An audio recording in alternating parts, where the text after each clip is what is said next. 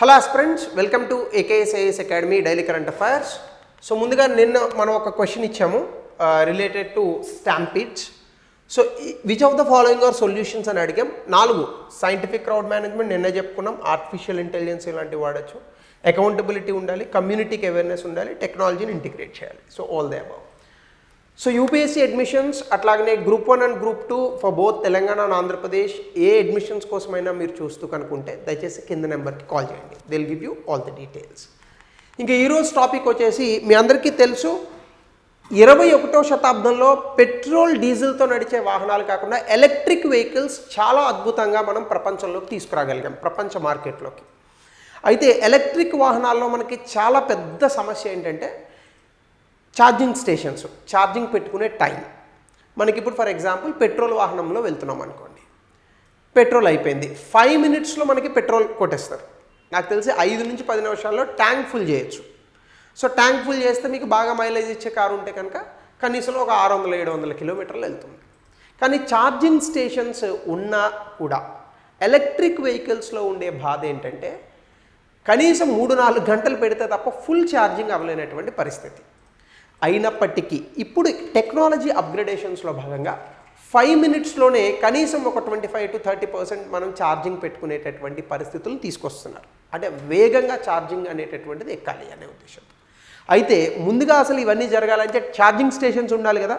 కానీ ఇప్పుడు భారత ప్రభుత్వం 72,000 ఛార్జింగ్ స్టేషన్స్, 2,000 కోట్ల రూపాయల సబ్సిడీస్ వీటన్నిటితో కూడా కొత్త గైడ్లైన్స్ తీసుకొచ్చి భారతదేశ వ్యాప్తంగా ఛార్జింగ్ స్టేషన్స్ని తీసుకొచ్చే ప్రయత్నం చేస్తుంది. సో దీనికి సంబంధించి ఒక స్కీమును కూడా తీసుకొచ్చింది. దాని పేరే PM E-డ్రైవ్ పథకం, PM E-డ్రైవ్ స్కీమ్. సో 2,000 కోట్ల సపోర్ట్తో గైడ్లైన్స్ ఇచ్చి కొన్ని సబ్సిడీస్ ఇచ్చి ఛార్జింగ్ స్టేషన్స్కి పర్మిషన్స్ ఇస్తున్నారు. ఇప్పుడు దీనికి ఫ్రెష్ గైడ్లైన్స్ తీసుకొచ్చారు. దీని ద్వారా 72,300 ఛార్జింగ్ స్టేషన్స్ వస్తున్నాయని అంచనా.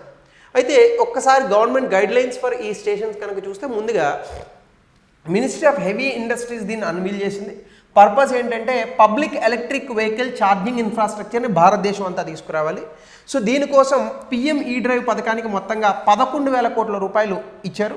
Project implementation BHEL, Bharat heavy electrical limited అనేటటువంటి సంస్థ చేస్తుంది. దీని ఆబ్జెక్టివ్స్ కనుక మనం చూస్తే it's very small issue but very important issue. దీని ఆబ్జెక్టివ్స్ కనుక మనం చూస్తే భారతదేశంలో ఎలక్ట్రిక్ వెహికల్స్ తాలూకా ఎకోసిస్టమ్ని పెంచాలి. ఎకోసిస్టమ్ని పెంచడం అంటే ఏంటి? వెహికల్స్ ఉండాలి కొనుక్కోవడానికి, అలాగే అవి వాడుకోవడానికి ఛార్జింగ్ స్టేషన్స్ ఉండాలి, అలాగే అవి పాడైతే బాగు చేసుకోవడానికి మనకి ఈ రిపేరింగ్ సెంటర్స్ ఏవైతే ఉంటాయో మనం సర్వీసింగ్ సెంటర్స్ అంటాం కదా, అవి ఉండాలి. సో ఇలా అఫోర్డబుల్ ఛార్జింగ్ నెట్వర్క్ అతి తక్కువ కాస్ట్లోనే. ఎందుకంటే మనకి ఒక పెట్రోల్ వెహికల్ ఫర్ ఎగ్జాంపుల్ ఒక 10 మాత్రమే మైలేజ్ ఇచ్చేటటువంటి పెట్రోల్ వెహికల్ మనకి నెలకి ఒక 10,000 రూపాయలు ఖర్చు అయితే, ఇదే ఎలక్ట్రిక్ వెహికల్ అయితే కనుక మనకి కేవలం 1,200 రూపాయలు ఖర్చు అవుతుంది. So there is a huge difference. 8,800 రూపాయలు సేవ్ చేయొచ్చు మనం.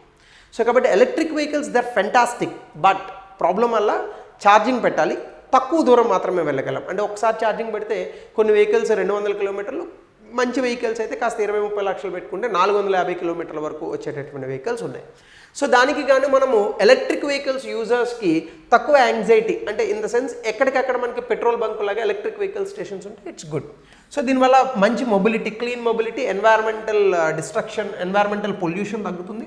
అలాగే సుస్థిరంగా మనం ట్రాన్స్పోర్టేషన్ అనేటటువంటి చేయొచ్చు. అలాగే మనం 2070 కల్లా నెట్ జీరో ఎమిషన్స్ అన్నాం, అంటే మనం ఉత్పత్తి చేసేటటువంటి కార్బన్ ఎమిషన్స్ 0 ఉండాలి.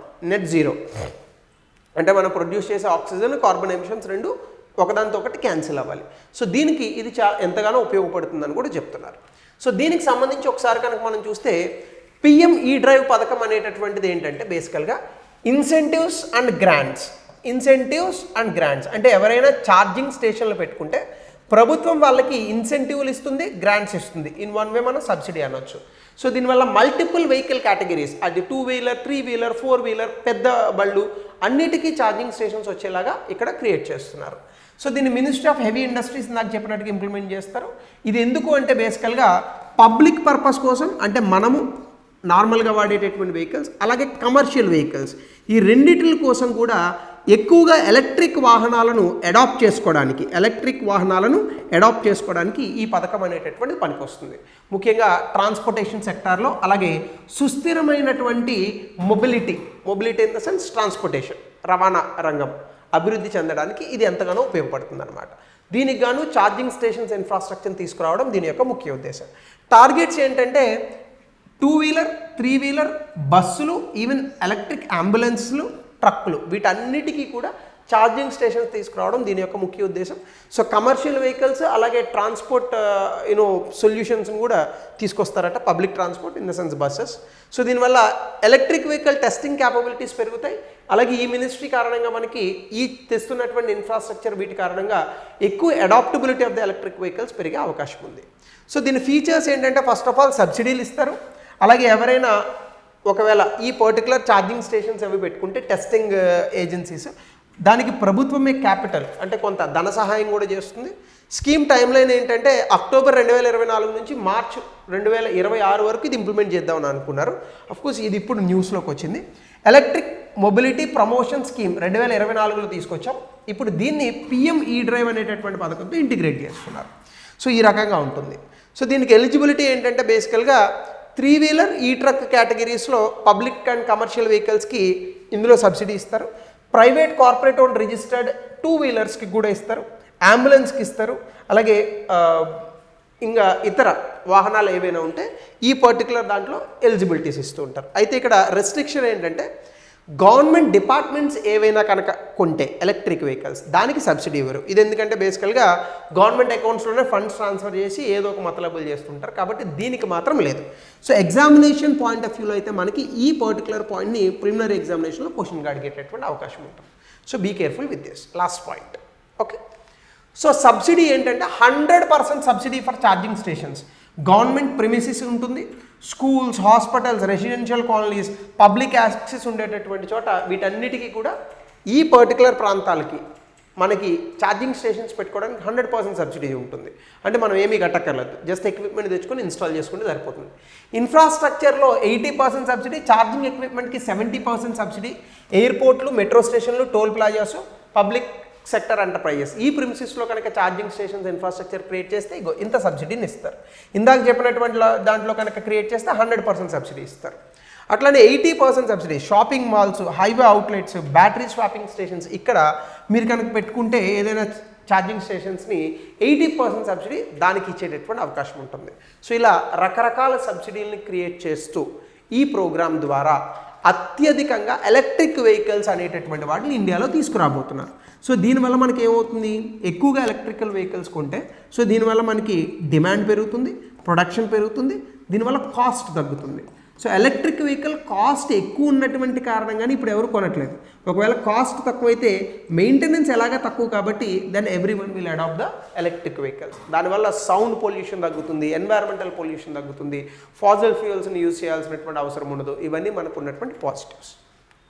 అలాగే ప్రియారిటీస్, సిటీస్ ఏ సిటీస్ అయితే మెగా సిటీస్ అని అంటాం కదా వాటికి ఎక్కువగా ప్రిఫరెన్స్ ఇస్తున్నారు, 10 లక్షలకు పైగా జనాభా ఉన్నటువంటి. అలాగే state Capitals, smart cities, metro ఉన్నటువంటి టౌన్లు, ఎక్కువగా హై డెన్సిటీ ఎక్కువ మంది నివసించేటటువంటి కారిడార్లు వీటికి ఎక్కువగా ప్రియారిటీస్ ఇస్తున్నారు ఈ లొకేషన్స్కి అనమాట. సో మనకి ఇవన్నీ కూడా ఎగ్జామినేషన్లో ప్రశ్నలుగా అడగచ్చు. అట్లానే కొన్ని హబ్స్ ఉన్నాయి, రైల్వే స్టేషన్స్, ఎయిర్పోర్ట్లు, బస్ డిపోలు, ఫ్యూయల్ స్టేషన్స్, వీటికి కూడా కొన్ని పబ్లిక్ ట్రాన్స్పోర్ట్ హబ్స్ కూడా ప్రియారిటీస్ ఇస్తున్నారు. ఇంప్లిమెంటేషన్ మెకానిజం ఎట్లా ఉంటుందంటే నోడల్ ఏజెన్సీస్ ఏవైతే భారత్ హెవీ ఎలక్ట్రికల్ ఉన్నాయో డిమాండ్ని లెక్క కడతారు, సూటబుల్ లొకేషన్స్ని, సైట్స్ని పట్టుకుంటారు. సో అక్కడ ఆన్లైన్ పోర్టల్ ద్వారా ప్రపోజల్స్ని యాక్సెప్ట్ చేసి సబ్సిడీని ప్రొవైడ్ చేసి ఈ ఇన్ఫ్రాస్ట్రక్చర్ బిల్డింగ్కి హెల్ప్ చేస్తారు. సో ఆ రకంగా ఈ స్కీమ్ని చాలా త్వరగా వేగంగా తీసుకొచ్చి 72,000 ఛార్జింగ్ స్టేషన్స్లు భారతదేశ వ్యాప్తంగా తీసుకురావాలనేటటువంటి ఆలోచన చాలా గొప్పది. ఇది కనుక జరిగితే డెఫినెట్గా చాలా అద్భుతమైనటువంటి మార్కెట్ ఉంది భారతదేశంలో. సో సబ్సిడీ కూడా 2 ఫేజుల్లో ఇస్తారట, కంప్లైన్స్ అండ్ పర్ఫార్మెన్స్ బెంచ్ మార్క్స్ని బట్టి ఇస్తారట. సో ఇది మనం గుర్తుపెట్టుకోవాల్సిన అంశం. అయితే మనకి జనరల్గా ఎగ్జామ్లో ఏమడుగుతాడంటే ఇవి కాకుండా ఇంకా ఏ స్కీములు ఉన్నాయి related to electric vehicles. National electric mobility plan అని ఒకటి ఉంది, ఇది ఒకటి. National mission on transformative mobility and battery storage, production linked incentive, vehicle scrap base policy, go electric. అలాగే ఇది ఒకసారి మీరు బాగా చూసుకోవాలి, EV30@30 క్యాంపెయిన్. సో దాంతోపాటుగా మనకి ఫేమ్ అనేటటువంటి ఒక పథకం ఉంది, faster adoption and mobility of electric vehicles అని చెప్పేసి ఒక స్కీమ్ ఉంది. సో ఇవి కూడా, సో ఇలాంటి స్కీమ్స్ అన్నీ కూడా మనకి వెరీ జనరల్గా ఎగ్జామినేషన్లో అడిగే points. So make sure that you right all of them in your notes. అందుకే నేను కొంచెం అటుపక్క వేసి నేను ఇటుపక్క నిలబడ్డాను, రైట్? సో దీనికి రిలేటెడ్గా ఫేమ్ పథకం మీద ఒక ప్రశ్న ఇచ్చాను, దయచేసి ఆన్సర్ని చెప్పండి. సో అట్లానే how is efficient and affordable urban mass transport to the rapid economic development? ఇది గతంలో ఇచ్చిన క్వశ్చన్, 200 పదాల్లో రాయండి. సో ఇది పిఎంఈ డ్రైవ్ స్కీమ్కి సంబంధించి schemes from the government of India. The very important and crucial for the examination, and make sure you right all of these things in your notes. So thank you, have a good day.